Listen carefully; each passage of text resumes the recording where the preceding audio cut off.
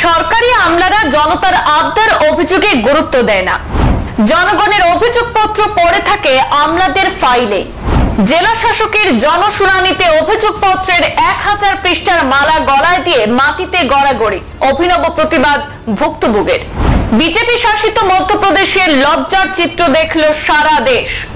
আমলাতন্ত্রের নির্লজ্জ চিত্র তুলে ধরে বিজেপিকে আক্রমণ বিরোধী কংগ্রেসের।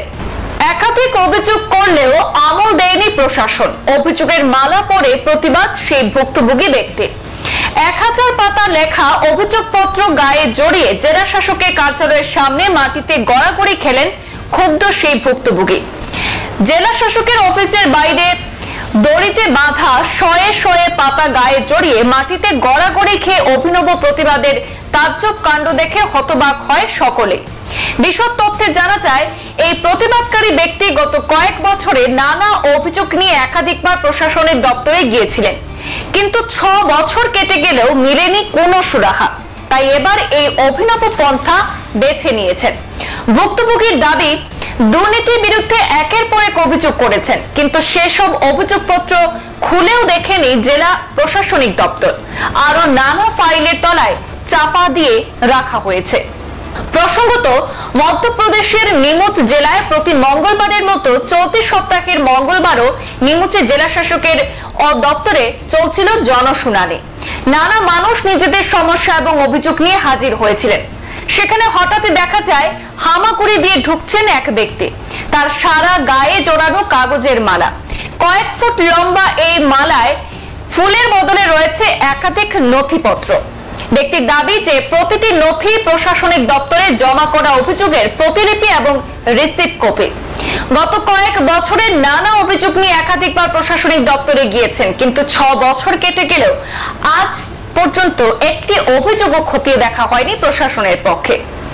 সম্প্রতি ঘটনার একটি ভিডিও সামাজিক যোগাযোগ মাধ্যমে ছড়িয়ে পড়েছে, যদিও ভিডিওটির সত্যতা যাচাই করেনি পূর্বাঞ্চল প্রতিদিন। তাতে দেখা যাচ্ছিল গায়ে নথির মালা জড়িয়ে গড়াগড়ি দিতে দিতে দপ্তরে ঢুকছেন সেই ব্যক্তি। চারপাশে উপস্থিত সকলে অবাক হয়ে দেখছেন সেই অভিনব প্রতিবাদ। কেউ কেউ আবার দৃশ্যটি ক্যামেরা বন্দী করেও রাখছেন।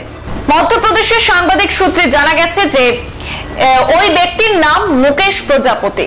কাঙ্করিয়া গ্রামের বাসিন্দা তিনি। গ্রামের প্রধানের বিরুদ্ধে দুর্নীতির অভিযোগ তুলে একাধিকবার জেলা শাসকের দপ্তরে অভিযোগ করেছেন, কিন্তু কোনো লাভ হয়নি। 6 বছর পেরিয়ে গেলেও করা হয়নি কোনো পদক্ষেপ। তাই শেষমেশ এভাবেই প্রতিবাদ জানিয়েছেন সেই ভুক্তভোগী। এদিকে এই অভিনব প্রতিবাদ কাণ্ডের পর নিমুচের মহকুমা শাসক মমতা খেরে বলেন যে মুকেশ বাবু গ্রামের মোড়লের বিরুদ্ধে অভিযোগ করতে চান। আগেও বহুবার অভিযোগ জানিয়েছেন তিনি। কোনো কারণে তাদের নজর এড়িয়ে গিয়েছে, তবে ইতিমধ্যেই তার অভিযোগ খতিয়ে দেখছে পঞ্চায়েত এবং গ্রামীণ উন্নয়ন দপ্তর। জেলা শাসক হিমাংশু চন্দ্র জানাচ্ছেন যে বিষয়টি তার নজরে এসেছে। অভিযোগগুলির ভিত্তিতে নতুন করে তদন্তের নির্দেশ দিয়েছেন তিনি। গ্রামে গিয়ে পরিস্থিতি খতিয়ে দেখে 3 দিনের মধ্যে রিপোর্ট জানাবে দল। এরপরে অর্থাৎ অনতি বিলম্বে এই অভিযোগকারীর সমস্ত অভিযোগ সরজমিনে খতিয়ে দেখে প্রয়োজনীয় ব্যবস্থা গ্রহণ করা হবে বলে জানানো হয়েছে। সংবাদ এই পর্যন্তই। ফিরছি পরবর্তী অন্যান্য আপডেট নিয়ে, সাথে থাকুন। ধন্যবাদ।